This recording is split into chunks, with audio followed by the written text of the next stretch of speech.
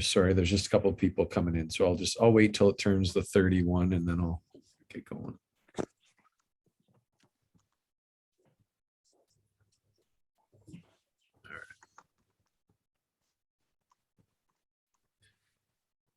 Okay, so we'll get rolling. It is recording, so if anyone wants their camera off, go for it. The purpose of today's meeting is really just to answer questions about all of the stuff that's come up in the last, week and a half, like largely the vaccine expectations, or vaccination expectations, but then also there's been a bunch of stuff with regards to student athlete registration, all that. With the student athlete registration, we've been very conscious internally about how it's messaged to you, the coaches, knowing that in the past you might get some emails from me and then another one from Gilbert on a similar topic, or another one from Lauren on a similar topic, and then Laura would send something. And the feedback we received is that it can sometimes get confusing because there's just so many different email addresses that it's coming from. So we've mainstreamed it where it basically all comes from my inbox, even if I don't write it all. We've also tried hard when there's been a change. For example, the deadline to have everything done was today. When we extended that a week, I forwarded the email that had the deadline today so that it's all kind of together. So we're trying our best, because we know it's a ton, trying our best to keep it as organized as possible for you. But also know if you have questions, don't feel like, oh, I should know the answer. Just send. It's easiest probably just send me a note, and then I'll pull in Lauren or Gilbert probably if need be. Usually they're the two that help with all the registration stuff. Rolly is on today, and he and Laura Silva, who's also on, they have spent probably full-time hours dealing with vaccines, and then they've done their jobs on top of that. It's been a massive amount of time to lead to the announcement on Friday, and it's not going to slow down. But I really don't have an agenda other than, the student athlete registration. Is there questions on that? The vaccine is why we called this meeting, is knowing it would go up Friday. It would give you a couple days to digest it. The athletes also received it Friday. They would probably have some questions for you, and then we would get together and answer questions. So that was really the purpose of calling this meeting today. So Rolly, I don't know if you want to give an overview before we open the floor to questions. That might be helpful to give a brief one and lead into questions that people have. Sure. Hi, all. So yeah, it's been a long journey to get to Friday's announcement, but ultimately the lens has always been to create the safest environment for our student athletes to train, practice, compete. And so that came in Friday afternoon. So in the end, there's really two pathways that we need to see our student athletes progressing towards. So either they're going to choose and apply for an exemption. So that is done through our accessibility office. So it's not Laura and I making those decisions. There's a clear pathway similar to what Resonance is using to determine the exemption for medical reason, for a religious reason, or creed. And so that is happening now as soon as we announced it on Friday. And then obviously to become fully vaccinated.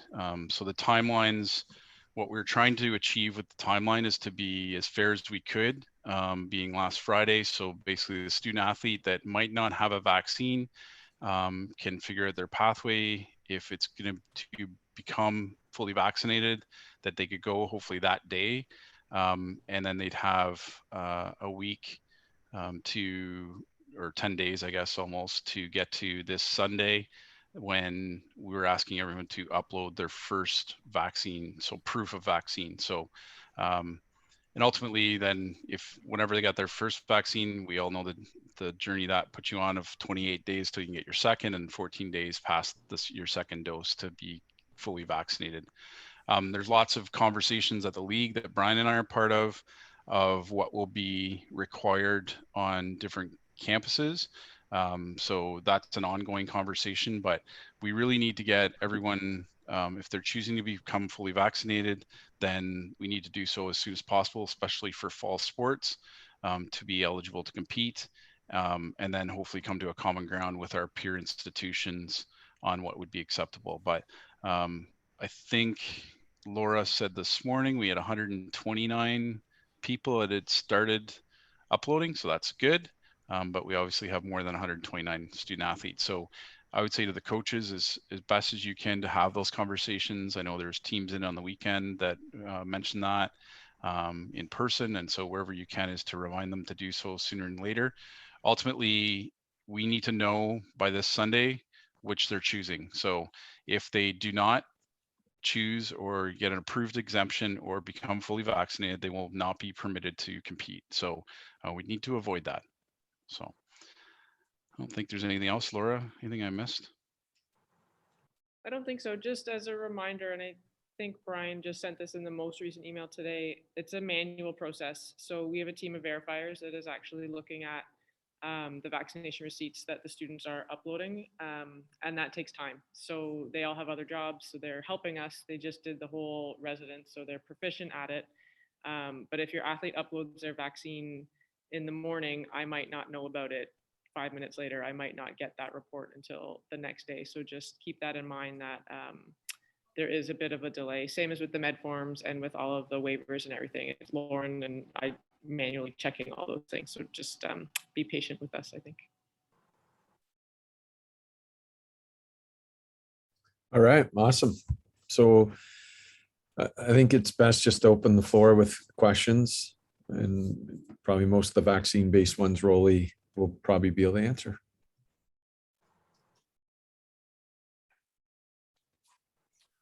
Brian, Dave Mitchell, I've got a question. Yeah, go for it. Yeah. So one of my players hopped the plane the moment his work term and he's in AMF, and he emailed me and said, "Hey, listen, is it okay if I get a shot when I get back?"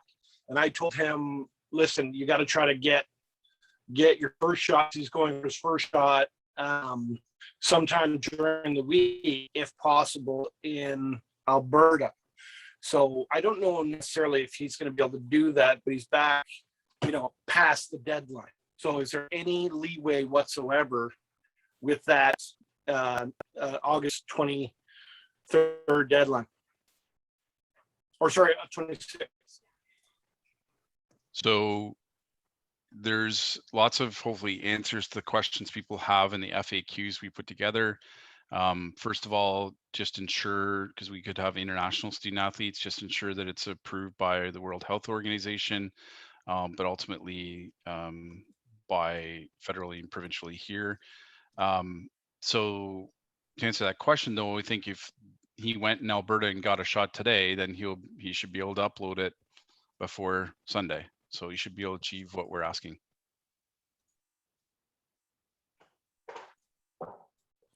I told him as much. You just, kids are kids.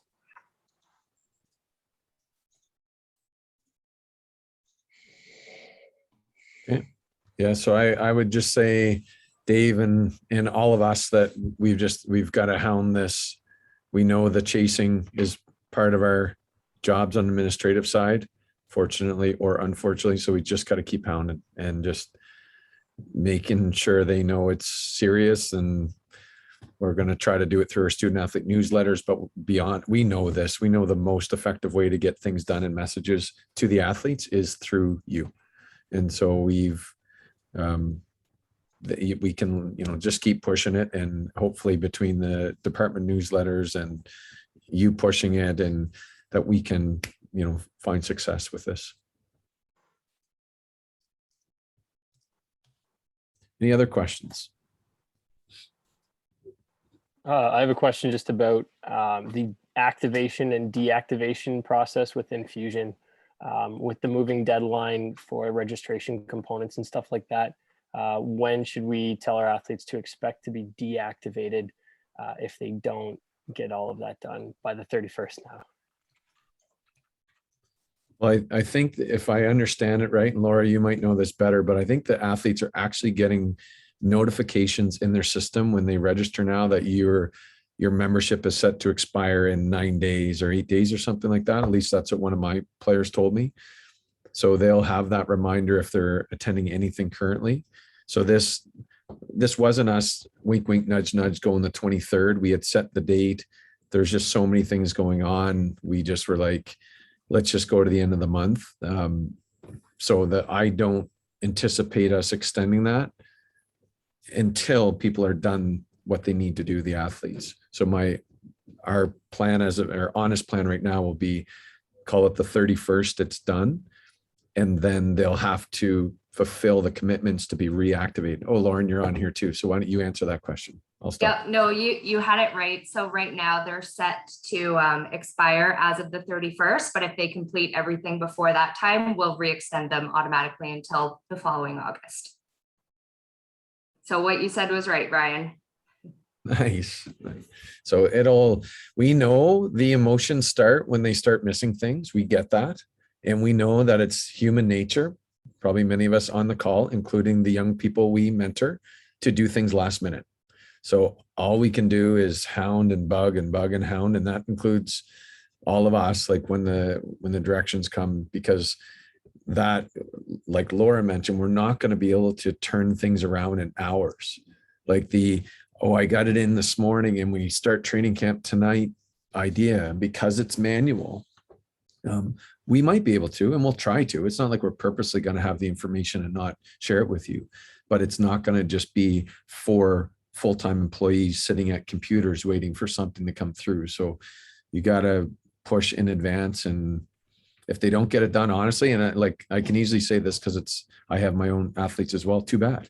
If I've informed them and they have all the steps, I almost think it's a good discipline thing and maturity thing to learn if they don't. Not that I want any of my guys doing it, but too bad. Maybe we'll extend a couple days before I even ask on your behalf.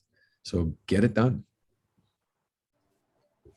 Yeah, Brian, I'm with you on that one. I'm been teaching in high schools for 30 years, and the change in environment, submit it late, it's just becoming like just laissez-faire. This is the way things are coming now, and that's got to stop.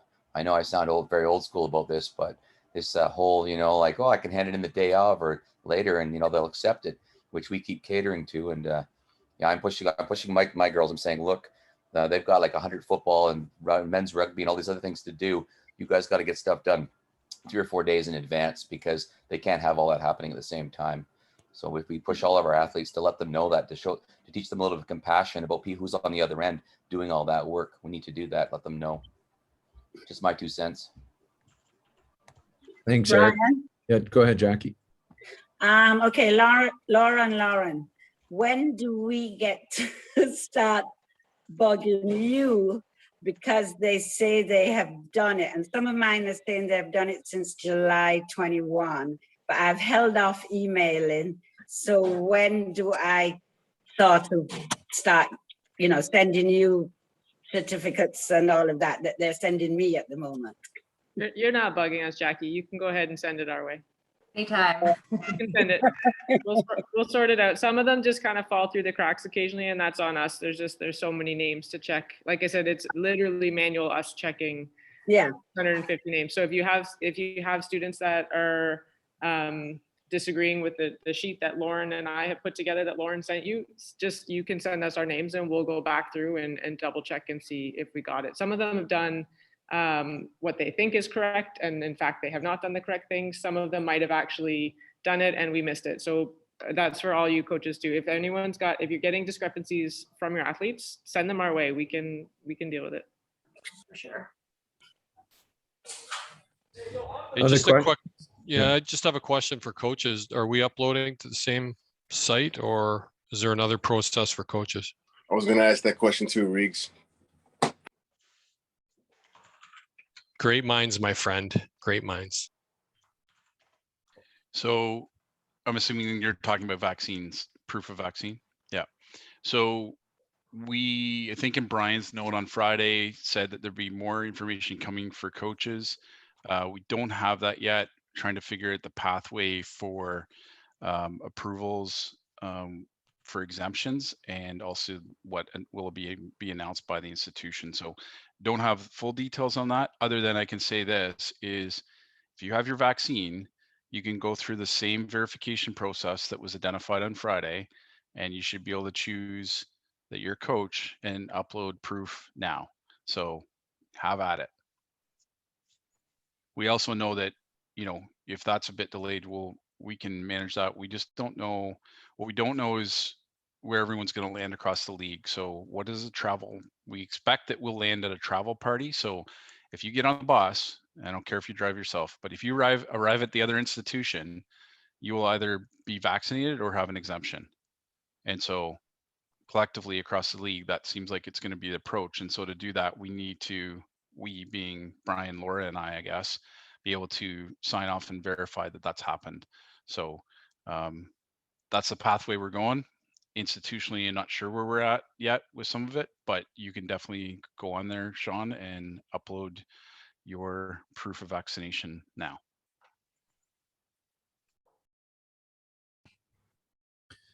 And then that will be a future email mapping out the staff details and deadlines. So again, that is not set yet for staff, as Rolly said, but you can be proactive if you want and follow the same process now and just wait for the exact details in a future email.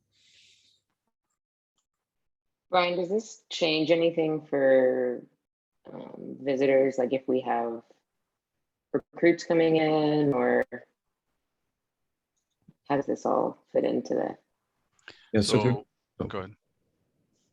Do you want me to answer this one? So I think you're seeing at other schools as well that some are announcing that it's student, staff, faculty, visitors. In the past, there's been some of us announce that, and you checking a box as part of your attestation that you've either been vaccinated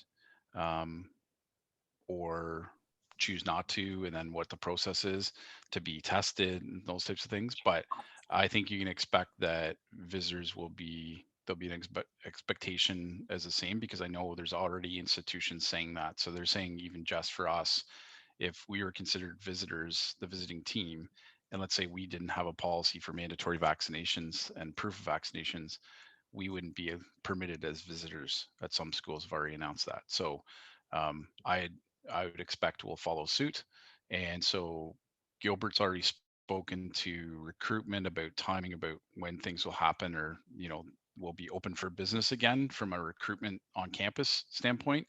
But we'll figure out the protocols of hosting a recruit. But some of that will be vaccination proof, I would think. I just don't have that yet. And as of today, because a couple of you on the call have been speaking with me about recruits that are now, just come to me on that, and I'll try to navigate it, what we can do. So Ari and I have been speaking on what we're doing. If someone reaches out, then they're, hey, I'm traveling Southern Ontario, I'm from BC, and I'd love to see your school for a couple hours on Wednesday. How are we going to navigate that before the rules, if you will, are clear? And so what Ari and I decided is that would just come to me go to him, and him and I will talk out each individual case until we can map out protocol.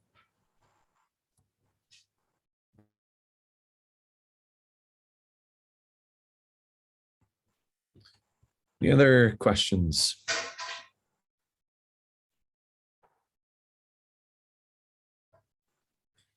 I've got one, Brian.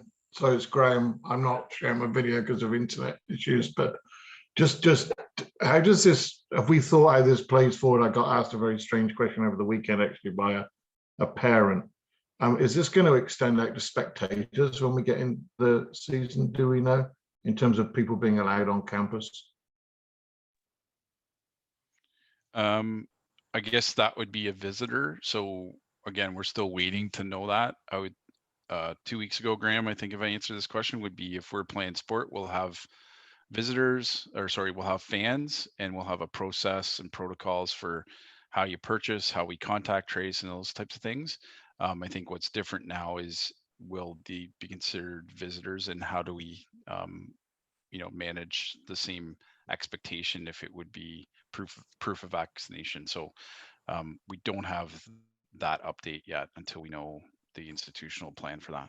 Okay, thanks. Will that extend as well to teams that play games off campus and don't charge a gate admission? Will there be a separate set of protocols for that, or is that not even on the table right now? I wouldn't say it would be separate. My thought, Ben, would be it's the same approach. It's just there's no transaction to purchase. It's gonna, I would think though, there's still gonna be some rules around capacities.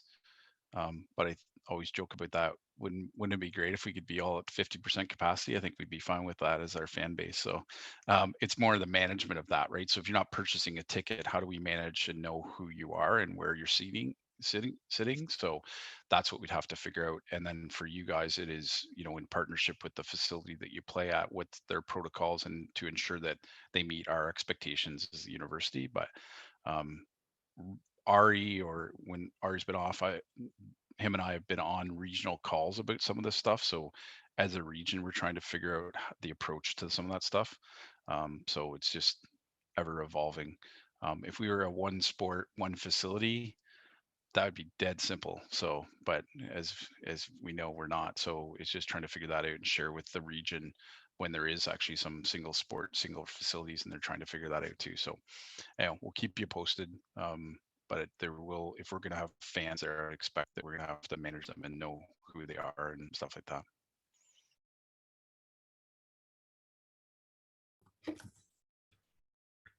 Okay, anything else?